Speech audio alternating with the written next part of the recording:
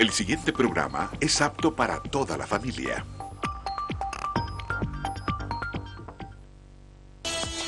TEN, Televisión Educativa Nacional de Honduras presenta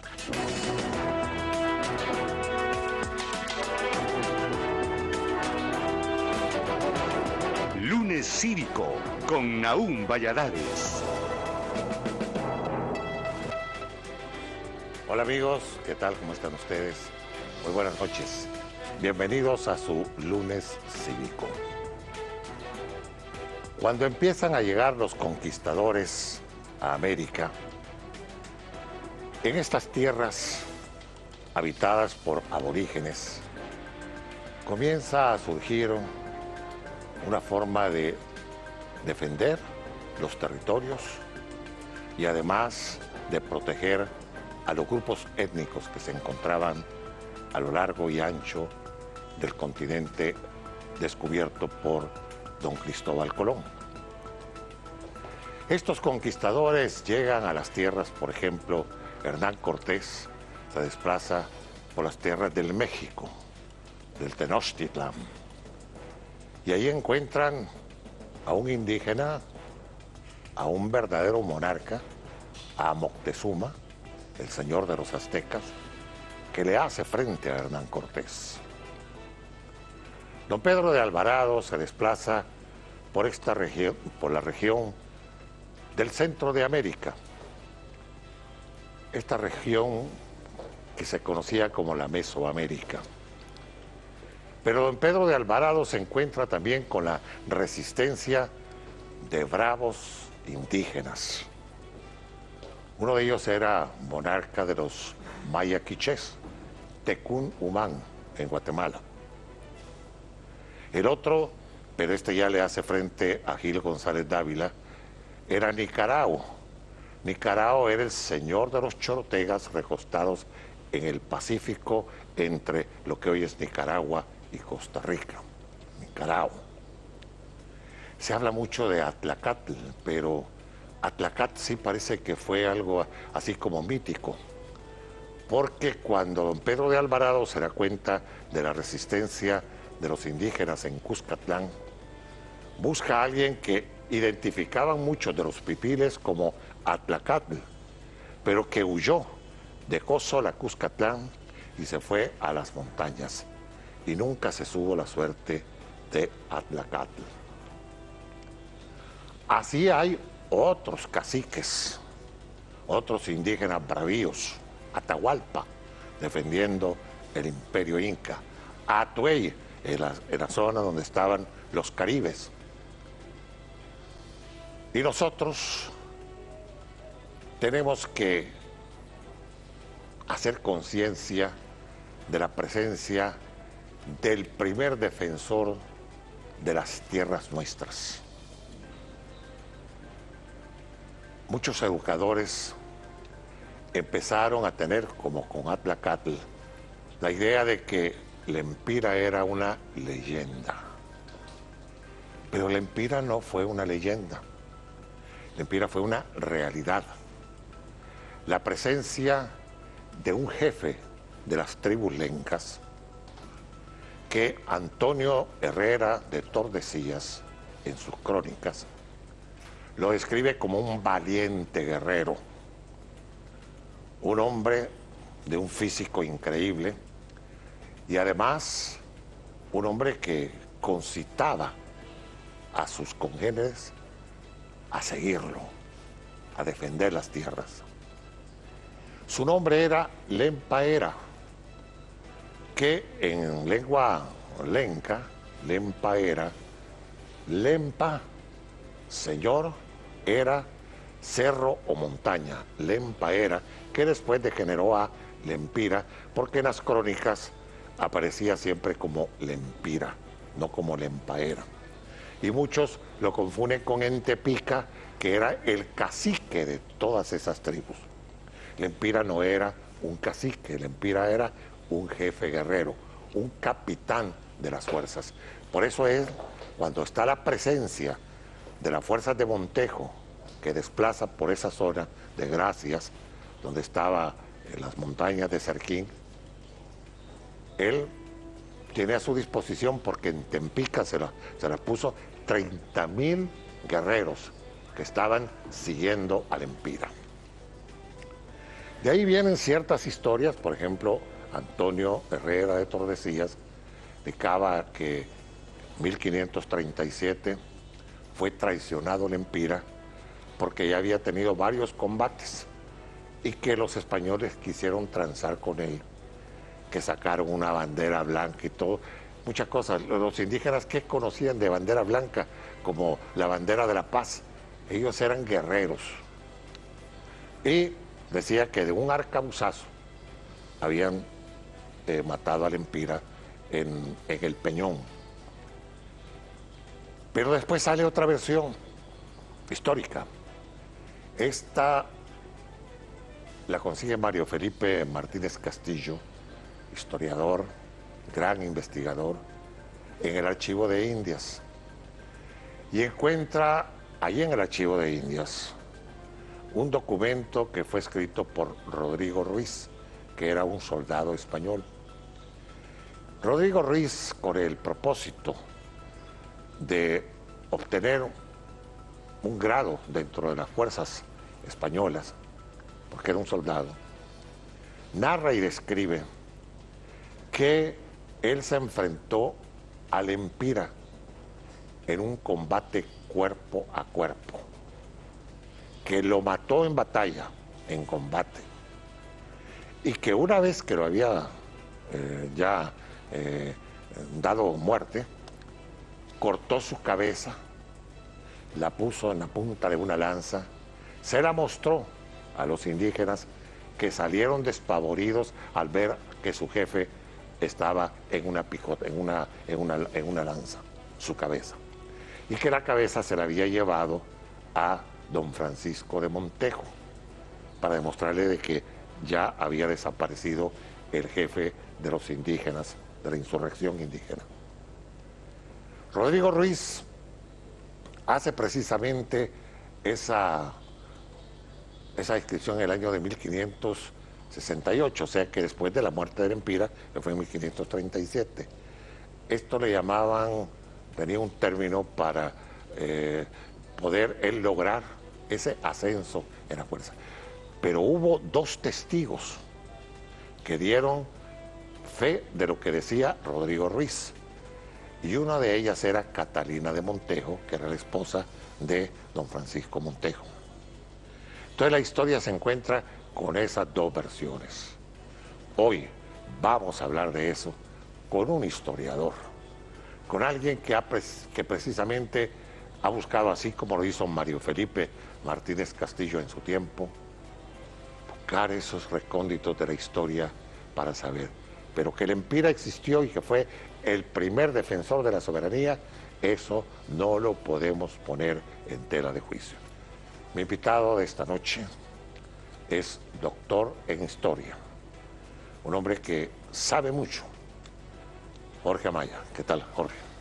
Buenas noches, don Naún. Un placer. Bienvenido al programa tan visto, y un saludo también a mis estudiantes de Historia de la Universidad Pedagógica Nacional Francisco Morazán, a los estudiantes de la Universidad Nacional también, y bueno, a todos mis colegas académicos. Un abrazo fraterno, justamente en este mes de la identidad nacional. Hay una cosa, Jorge, cuando hablamos de esa batalla de donde muere, de acuerdo a lo que dice Rodrigo Ruiz, estos combates le llamaban acuasábaras, ¿verdad? Porque eran combates así irregulares, ¿verdad? Así se llamaban, ¿verdad? Guasaba, sí. Guasábara. Pues en eso muere. Pero yo tengo dos nombres que una vez me los dio Mario Felipe, de dos soldados españoles que el Empira les había dado muerte en una guasábara anterior a cuando a él lo mató Rodrigo Ruiz. Ellos eran Francisco de Mesa y Juan Gasparín, que el Empira, además de darle muerte, los arrastró frente a las tropas españolas y salieron despavoridos los españoles cuando vieron en la forma en que los iban arrastrando los indígenas. Pues dice ¿cómo se llama? En la probanza de méritos de Rodrigo Ruiz, que cuando mata Rodrigo Ruiz a Lempira andaba con la vestimenta de uno de esos dos españoles. ¿Es cierto eso? Sí, en efecto, para muchos de los lectores actuales posiblemente ese episodio resulte bastante macabro, Sí, pero sí. hay que reconocer los estándares guerreros de la época. Sí. Ambos pueblos, los pueblos indígenas, especialmente los lencas, que estaban organizados más o menos a nivel de cacicazgo, ya iban como en transición a convertirse en una civilización como los mayas, eran pueblos complejos, Sí. por su parte, ¿no? Acostumbrados a la guerra, al igual que los españoles que, como recordaremos, venían de una guerra de 800 años ante los árabes que habían invadido la península 800 años atrás y que durante siglos se mantuvieron en pelea los cristianos españoles contra los moros.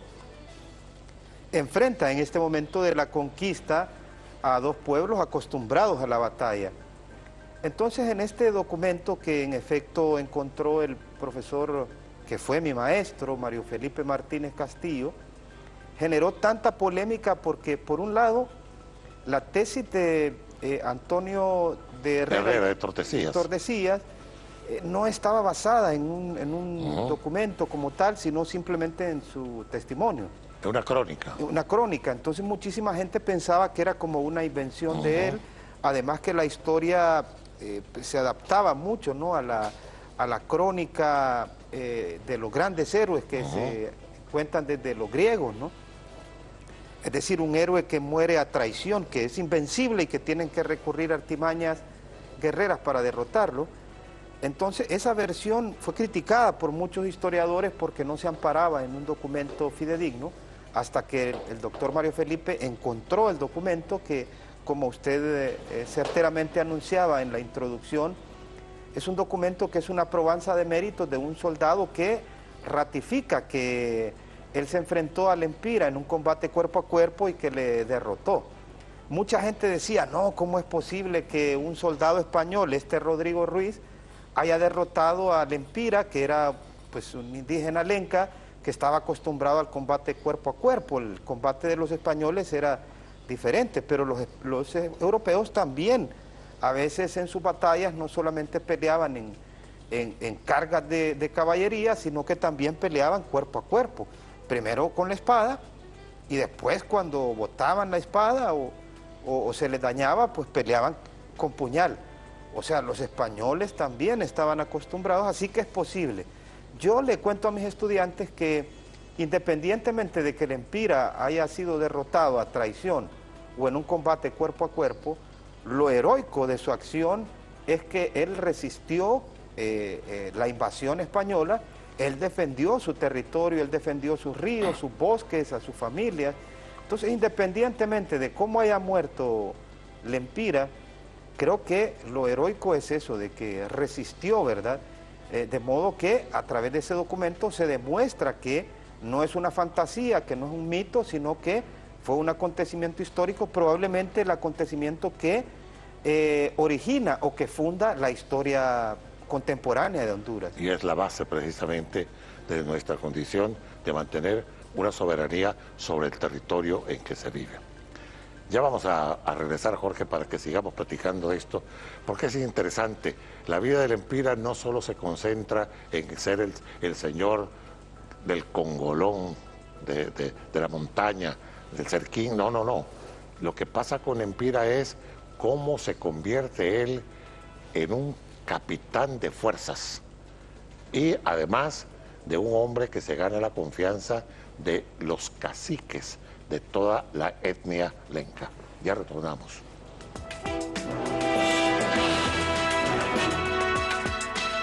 Hay algo bien interesante, Jorge, porque cuando ya pasada una vez en la época de la colonia, se viene rescatando el nombre del Señor de la Montaña, la gente empieza a conocer no solo en el ámbito de Gracias, sino que a nivel de todo lo que era ya después la provincia y después el Estado de Honduras, de que el Empira había existido.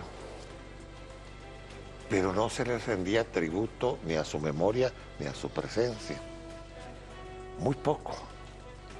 Claro, hay que recordar que el crisol, el molde que nosotros tuvimos para nuestra época republicana y todo, no tuvo acciones de guerra ni nada de esto, sino que más bien fueron parte de la época de la Ilustración, y entonces ahí nos fuimos quedando como en marasmo en la historia, se nos fue escondiendo en el tiempo. Y al Empira empieza a dársele ya el nombre que prevalece precisamente cuando en 1931 se decreta que ya la unidad monetaria va a ser el Empira, en vez del peso que teníamos. Ya se decreta el Empira. Y empieza la escuela de ensayo número 2 que existía en Comayagüela, se va a llamar la Escuela Lempira. Y empieza ya a darse el nombre del Empira. El puerto que servía en la laguna de Caratasca se llamó Puerto Lempira. Y el nombre de Empira empieza a tomar sus características. Pero los artistas empiezan a figurarse a ese Empira, a ese indígena, y lo asocian con los indígenas del norte, que eran los que usaban penachos y plumas. Los lencas nunca utilizaron eso. ¿Podemos hablar de eso, Jorge? Claro que sí, don Nahum. En este caso, ese ha sido precisamente uno de los aspectos que más me ha interesado estudiar sobre el cacique Lempira, es decir, aquellos procesos mediante los cuales Lempira fue encarnando diferentes elementos de la identidad nacional hasta convertirse posiblemente hoy en día con la figura de Francisco Morazán y con las ruinas de Copán, y yo añado también lo de la Selección Nacional de Fútbol que nos hace sufrir tanto, ¿no? Como en elementos sustanciales, pilares fundamentales de nuestra identidad.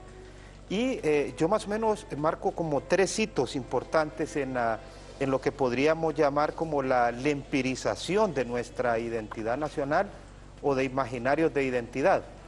Uno fue a finales del siglo XIX, cuando, por ejemplo, el poeta Jeremías Cisneros, justamente graciano, de ahí, del departamento de Lempira, que en aquel momento se llamaba Gracias, escribe el primer poema dedicado a Lempira, más o menos en el periodo de la Reforma Liberal.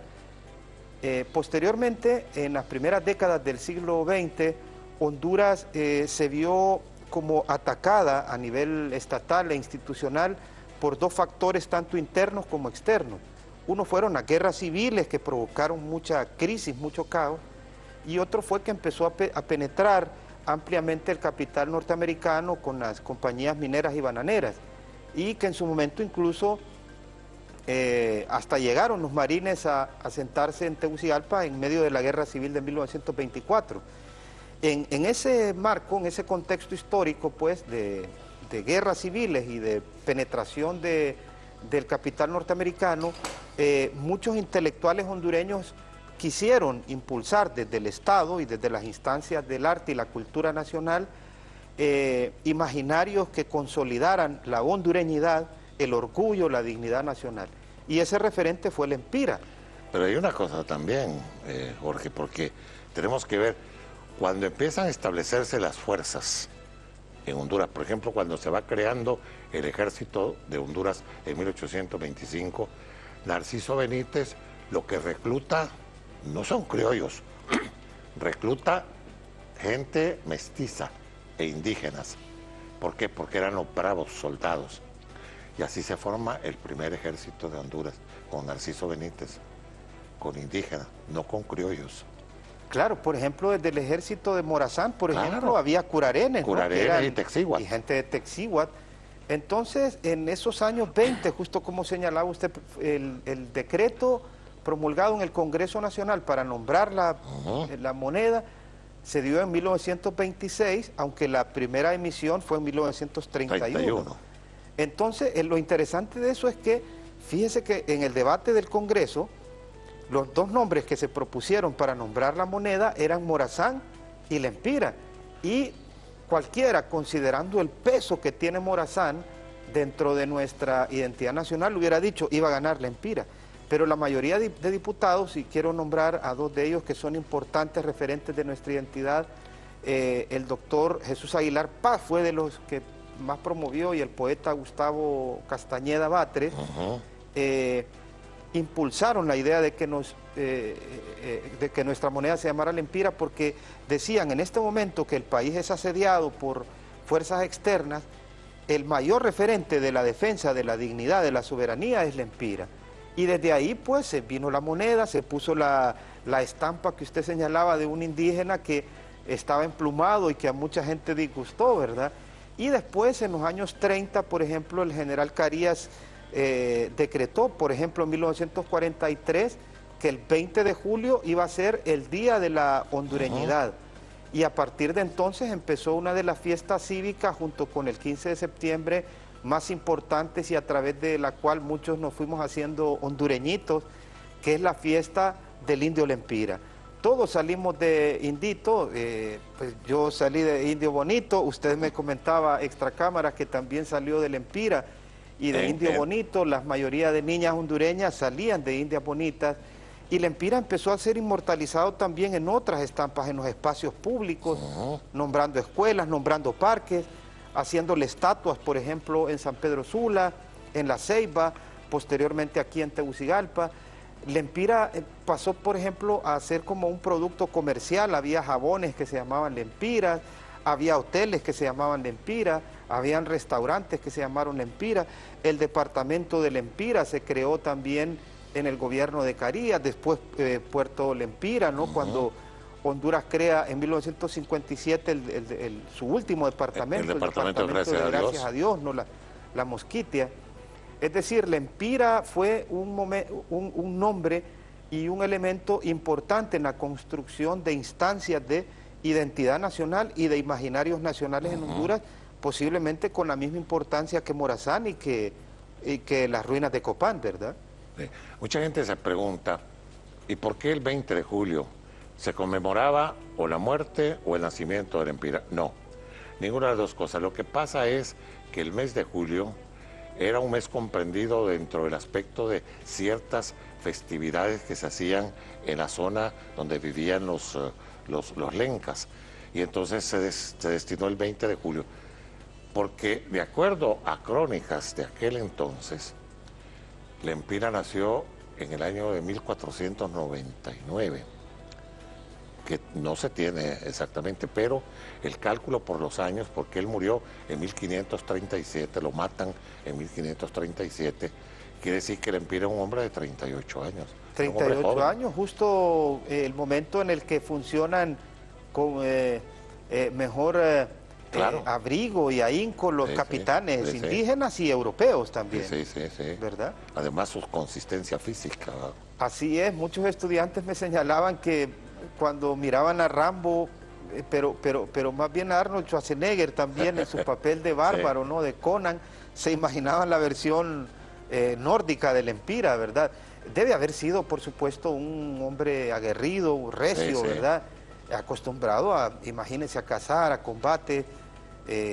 Bueno, y es que él combatía contra otras tribus. O sea que él era un jefe de una tribu, de los lencas, pero hay que recordar que en aquel entonces habían guerras entre las tribus, ¿verdad? Por supuesto. Por posesión de tierra, ¿verdad? Sí, y esa capacidad que señalaba usted, ¿no? De haber limado las asperezas de las tribus con las que había estado guerreando anteriormente, y cooptarlo significa que tenía pues un verbo convincente, tenía liderazgo, seguramente carisma, y yo creo que esa es de las imágenes que más se evocan justamente con la primera versión, con la versión que parte de Herrera y Tordesillas, ¿no? de la leyenda y que ha sido también enfatizada bastante en la literatura, especialmente creo que con la obra cumbre, que es El Señor de la Sierra, de Ramón Amaya Amador, y hace poco la hizo también una versión literaria la novelista sanpedrana doña Marta Susana Prieto, a quien mandamos un saludo hasta San Pedro Sula. Y la cosa que también hay que hacer prevalecer es que el relato de Rodrigo Ruiz viene a chocar precisamente contra lo de Herrera y Tordesillas, que Herrera y Tordesillas lo que le da crédito es a don Francisco Montejo de que él no fue el que manejó el arcabuz, pero ordenó para que se le diera muerte al Empira. Entonces quien se agenciaba la muerte del Empira era Francisco de Montejo. Y en este caso, Rodrigo Ruiz, él se abroga precisamente la muerte del Empira. Deja en segundo grado a don Francisco de Montejo. Pero don Alonso de Maldonado y doña Catalina de Montejo dan crédito a la probanza de méritos. Sí, yo por ejemplo recuerdo cuando el profesor Mario Felipe presentó su documento, que lo presentó en un libro que tituló justamente Los últimos días del Empira y otros documentos que publicó nuestra editorial universitaria. Hubo mucha polémica porque mucha gente no quería creer que el Empira hubiera muerto en un combate cuerpo a cuerpo, parecía como poco viril, ¿verdad? Sin embargo, muchos opinamos que dos cosas. Una, que pudo pasar. El Empira pudo matarle igual que Rodrigo Ruiz. Lo importante es eso que defendió. Pero en segundo lugar mencionábamos que también lo importante del documento es que es una evidencia histórica. Y la historia que se narra, sea verdad o sea mentira, porque pudo ser mentira también en la probanza de méritos que Rodrigo Ruiz envía al rey Felipe II, prácticamente le está diciendo, mire, yo lo maté cuerpo a cuerpo para que usted me dé una especie de pensión o de jubilación. Sí. Es decir, que pudo mentir también, claro, y aún los testigos pudieron mentir.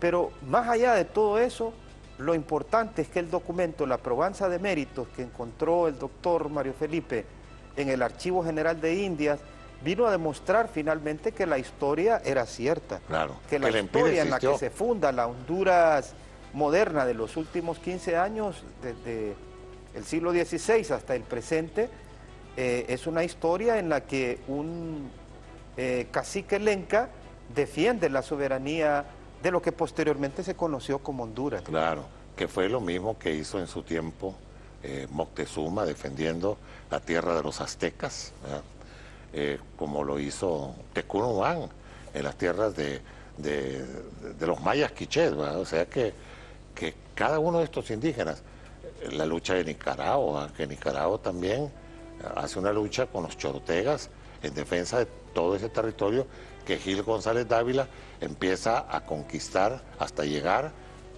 a nuestro territorio, porque llega a lo que hoy es Olancho, Gil González Dávila. Y otro dato interesante de esto es que fíjese que nuestro país es posiblemente el único que a través de la filatelia o la numismática le hace homenaje a un héroe indígena, nombrando su moneda con el nombre del cacique Lempira, porque más bien había otros países cuyos héroes numismáticos eran españoles, ¿no? Claro. Europeos. Bueno, Costa Rica y El Salvador tenían el Colón, o Panamá tenía el Balboa. Pero qué contradictorio, ¿verdad? Los salvadoreños ponen el Colón como moneda, pero la efigie de él es Morazán. Ah, por supuesto. Y cosa curiosa, que Colón no fue a El Salvador. Colón no fue a El Salvador. Salvador. Sino que llegó a Honduras, ¿verdad? Es el primer territorio que conoce de tierra continental. Bueno, y los salvadores y los nicaragüenses adoptan como nombre para su moneda el de un conquistador, de Córdoba. Ay, efectivamente también los nicaragüenses todavía tienen el Córdoba. Sí.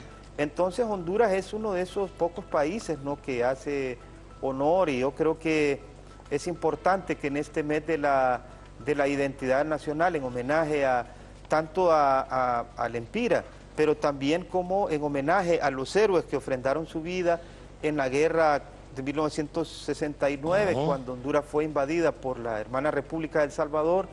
Debe ser un mes, creo, para expresar todas estas manifestaciones de nuestra identidad a través de fiestas cívicas, de esta fiesta que casualmente el 20 de julio en la ciudad de Gracias se celebra de manera majestuosa.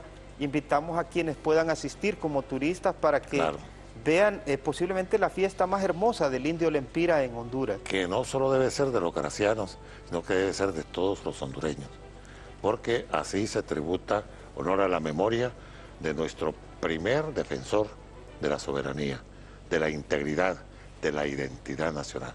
Ya retorno con ustedes para que continuemos esta plática con el historiador Jorge Amaya. Bueno, Lempira. Lempira hay que empezar a que su nombre no solo tenga el valor de la moneda, sino que el valor intrínseco de la nacionalidad. Pero, ¿dónde nació Lempira? Esa es otra investigación que los historiadores, como en el caso de Jorge Amaya, como el mismo Mario Felipe Martínez Castillo, siempre andaban buscando. ¿A dónde nació? ¿En Erandique, en Corquín o en cualquiera de esas poblaciones? ¿A dónde nació, Jorge? Es bastante difícil, sí, determinar, porque recordemos que la parte previa, ¿no?, a la llegada de los españoles, realmente los indígenas sí tenían escritura, los mayas tenían escritura, pero los lencas estaban en ese proceso, claro, hacían estelas, pero muchas de las manifestaciones que dejaron a través de estelas se perdieron. Entonces no hay como un registro sistemático, pero por lo que conozco de la zona y mis visitas para hacer indagaciones históricas, pues yo debo creer la versión que sostienen, por ejemplo, mis amigos de Erandique, quienes señalan no solamente que ahí nació, sino que ahí vivió los más importantes momentos de su vida. De hecho, en Erandique aún festejan todos los años una especie de obra de teatro que dramatiza los hechos finales, los hechos de la guerra y de la muerte de Lempira a manos de los españoles. Justamente los coordina un gran amigo que coloquialmente le decimos Chico Pancho, que es como el guía turístico de ahí, y es el gestor cultural de la municipalidad de Erandique actualmente ahí. Él hace un recorrido, ¿no?, por los diferentes montes y picos donde peleó Lempira, y ellos sostienen que todo, ¿no?, la evidencia física se adapta a las descripciones de Antonio Herrera y Tordesillas. Es muy probable que sea de ahí, no tanto de la parte de Corquín, que la veo como más lejana en la parte a donde de la está montaña, Gracias, ¿verdad? Que es Cerquín, que es toda la montaña de la cordillera esta. Exactamente, sí. Entonces... Porque Erandique está en la parte baja, ¿va? Sí. Y puede ser, Erandique además es un nombre lenca. Es un nombre lenca, sí. Y además si usted ve el mismo asentamiento, la estructura urbana del asentamiento, nos señala que pues los españoles se ubicaron ahí porque posiblemente guerrearon poco antes con los lencas. Uno va a Erandique y, por ejemplo, es de los pocos pueblos hondureños que tiene 4 iglesias coloniales. La mayoría de pueblos solo tienen su parroquia. Es decir, un lugar que tenga 4 iglesias en la época colonial era un centro urbano de españoles importantes. Los rasgos físicos de la gente también todavía son bastante españolizados con respecto a otras comunidades que son más indígenas, no más lencas. Erandique es casi como que usted viaje al siglo XVIII y se encuentra criollos españoles. Las personas son de tez blanca y ojos verdes o azules, como decimos en Honduras, gringos de agua juca, ¿verdad? O sea, bastante cheles y un pueblo criollo, ¿verdad? Pero hay mucho indígena, mucho lenca. Así es, y en los alrededores las aldeas San Francisco, otras aldeas ya lencas, ¿no? Como claro, que fueron posiblemente encomiendas de ese poblado español, ¿verdad? Exacto. Ahora, hay una cosa también que podemos tocar en este momento también, Jorge, y es la posesión lingüística que hacen los mexicanos en las tribus, no solo en la parte de los lencas, sino que también en los icaques, en los torupanes, porque la mayoría de los nombres después del paso de los españoles son en lengua náhuatl, que era la influencia mexicana en estas tribus. ¿A qué se debió eso, Jorge? Eso fue bien interesante porque... Es una posesión lingüística, ¿verdad? Exacto. El náhuatl era la lengua más hablada desde México a Centroamérica. Cuando llegaron los españoles era una especie de lengua franca.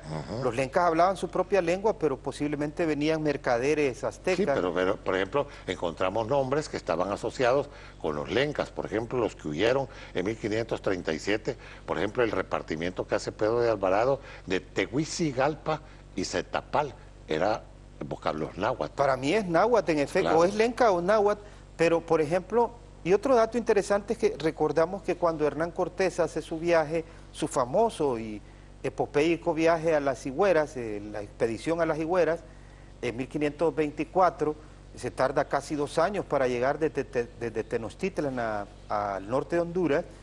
Él trajo una comitiva enorme de guerreros, venía de hecho Cuauhtémoc en ese viaje a las Higueras, y posteriormente los otros conquistadores, Montejo, Pedro de Alvarado, trajeron también guerreros aliados tlaxcaltecas y nahuas también, y fundaron de hecho en las ciudades españolas de Honduras, o que habían fundado los españoles en Honduras, barrios de nahuas. Por ejemplo, en la misma Gracias, en la cercanía fundaron un pueblo de indios que se llamaba Mexicapa, que eran indios libres, nobles, que los españoles más bien les dieron tierras y les dieron títulos nobiliarios.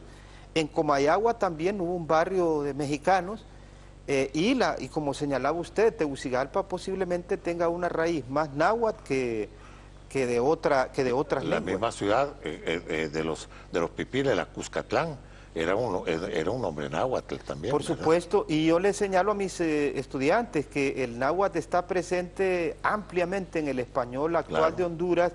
Las palabras cipote, la palabra juco, la palabra pataste, la palabra zacate, la palabra ocote, la palabra chichipate.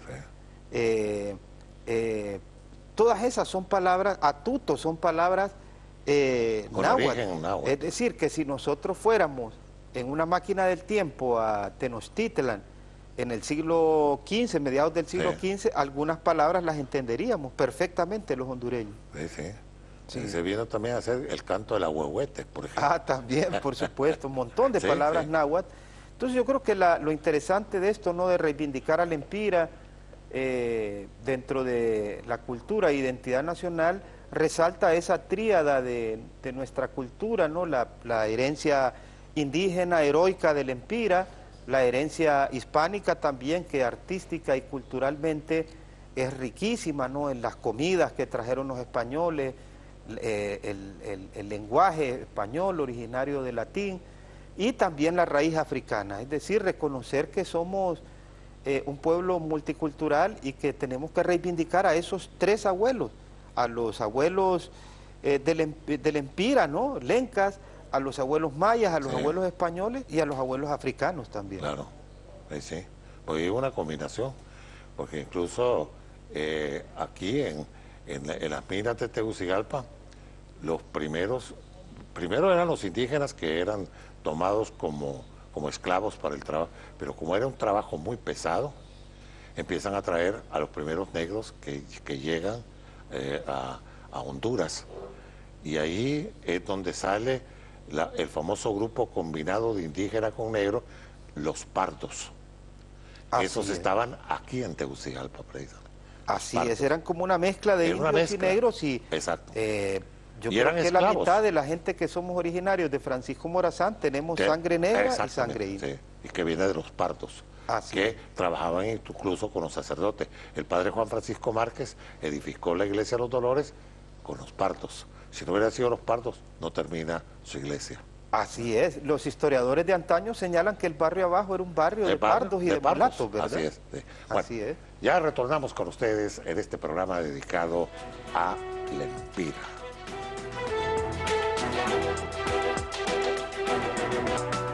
Bueno, Javier, ya en la ruta final tenemos la unidad monetaria, el Empira. Tenemos no solo la escuela Lempira de Comayagüela, hay varias escuelas Lempira en todo el país, en diferentes ciudades. Hay Avenida Lempira, aquí en Tegucigalpa, la famosa Cuesta Lempira. Y el nombre de Lempira se fue generalizando como parte de lo que en el inicio usted apuntaba, que era algo así como ligado a la identidad. Tal grado que el jabón Lempira, las velas Lempira, todo ese nombre se fue. Pero ¿hasta dónde? En 400 y tanto de años se le ha dado preeminencia al Empira en la historia del país. Sí, yo creo que sí ha tenido un impacto fuerte. Creo que yo relaciono la vinculación o interiorización especialmente de los varones hondureños con la empira, porque responde a un estándar o a un estereotipo de nuestra masculinidad y nuestra virilidad muy tradicional. O sea, el empira fue un guerrero, se enfrentó a los españoles, entonces eso resultaba simpático, y además también la identificación étnica y racial, es decir, reconocernos en nuestros rasgos, que somos mestizos o que tenemos una sangre indígena, hizo que la gente se identificara. Pero seguramente si la empira hubiera sido un indígena cobarde o no hubiera sido derrotado fácilmente por los españoles, pues yo creo que poca gente se identificaría. Es decir, creo que el molde se ubica mucho dentro de los estereotipos o estándares de lo que debe ser un hombre en Honduras, ¿no? Que debe ser macho, debe ser viril, masculino. Entonces ahí nos reconocimos en la figura de la empira, y luego últimamente, especialmente en la última década, en lo que va de este siglo creo, se ha posicionado también a nivel internacional en vista de la enorme migración de hondureños hacia España, hacia Estados Unidos. Yo encontré unas fotografías, por ejemplo, de un restaurante en Estados Unidos que se llama La Empira, ¿verdad? Qué interesante, imagínense hasta dónde llegó La Empira. Y especialmente creo que a partir del éxito comercial que tuvieron los hermanos Galeano, que están elaborando productos de todo tipo, pero especialmente ropa, ¿verdad? Pero hacen de todo, hacen gorras, aquí ando una camisa, camisas, pantalones, corbatas, artesanías. Y esta camisa tiene la imagen de... en efecto, tiene la imagen de la empira, ¿no? La imagen de la empira. Entonces, ahora la empira está presente más allá de nuestras fronteras nacionales, se está convirtiendo en un referente de identidad de carácter transnacional. Ya no solamente ubicado aquí en Honduras, sino que lo llevan también los paisanos a España, ¿no? A donde está la colonia hondureña grande en Barcelona o en Girona o en Estados Unidos, donde hay más de 1 millón, ¿verdad? Pero hay una cosa también, ¿verdad? Que muchas veces, por cuestiones de costumbres, más que todos ligadas a los aspectos religiosos, la mayoría de los nombres en bautizo, pues son nombres que están o contemplados en el santoral o porque se siguen las tradiciones de descendencia, los nombres así. Pero el nombre de la empira fue muy poco utilizado para darle nombre a hondureños. Yo sí conozco muchos lempiras, por ejemplo, Lempira Bonilla, que fue un gran economista hondureño, fue nuestro primer representante ante el Banco Interamericano de Desarrollo, el BID. Lempira Reina, que fue un gran beisbolista, un gran futbolista y basquetbolista, un ícono del deporte hondureño, Lempira Reina, Lempira Gómez, Modesto Rodas tuvo un hijo, recuerda que se llamaba Lempira Rodas. Sí, Lempira Rodas, un hijo de Modesto Rodas Alvarado. Y hay varias gente que adoptó el nombre de Lempira, como lo han hecho en otros países, por ejemplo, Cuauhtémoc Cárdenas. Exactamente, en México. Sí. En México, ¿verdad? Sí. Hay otro jugador, un famoso jugador, que lleva el nombre. Cuauhtémoc Cárdenas, en efecto. Sí, Lempira junto con la Suyapa son como los dos nombres 100% hondureños, de hombre y de mujer. Así en efecto. Pero sí, ahora la gente pone más nombres anglosajones, Brian o... ¿verdad? O los del Santoral. O los del Santoral, sí. Claro. Bueno, nos vamos a la última pausa. Ya regresamos en el final del programa, dedicado hoy al indio Lempira. Como jueves 20 de julio, el día del Lempira. El primer año que se decretó, recuerdo que era el decreto 142 de 1935, cuando se decretó el día del Lempira, el 20 de julio, pero fue reformado en el año de 1998 para ponerle otros agregados a la conmemoración para hacerlo el Día de la Hondureñidad. Pero ya que estamos próximos a esta conmemoración del 20 de julio, en la parte final del programa, el mensaje de nuestro invitado de esta noche, el doctor en Historia Jorge Amaya, especialmente a la juventud, para que tenga presente lo que fue el indio Lempira como comienzo de nuestra nacionalidad, aun cuando puedan decirnos, pero es que no existía Honduras, pero sí existía la tierra que le dio origen a Honduras, primero como provincia y después como Estado. Vamos a ver, Jorge, un mensaje a la juventud. Sí, gracias. Finalmente, pues yo invitaría a los estudiantes y a todos los jóvenes, a los niños y jóvenes hondureños a recordar dos cosas. Una, creo que cuando nos remitimos al Empira del pasado, a ese Empira que se enfrentó a los españoles, tratar de recordar siempre y también de imitar el ejemplo de que nuestro país merece respeto, especialmente, por ejemplo, cuando se ve asediado por... Aquí a veces viene cualquier extranjero dice cosas nefastas de nuestro país, o viene incluso a vivir mejor que nosotros. O sea, imitar al Empira con ese ejemplo de defender a la patria. Y en segundo lugar, pienso yo que es importante conectar al Empira del pasado con los indígenas lencas del presente. Si uno ve, Honduras se origina con la Empira, pero también, si uno hace un recuento histórico, los lencas, mire, son impresionantes el legado cultural que tenemos a través de comidas, de leyendas, de tradiciones.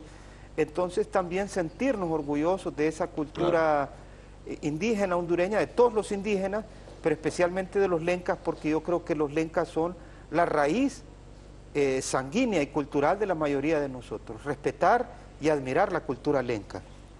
Jorge, muchas gracias por habernos acompañado. Muchas gracias, don Naún. En este programa de hoy. Y a ustedes, amigos televidentes, muchas gracias. Les invito para el próximo lunes, siempre por la Televisión Educativa Nacional. Mientras la vida sigue y nosotros sigamos en la vida, aquí vamos a estar con ustedes. Buenas noches. TEN, Televisión Educativa Nacional de Honduras, ha presentado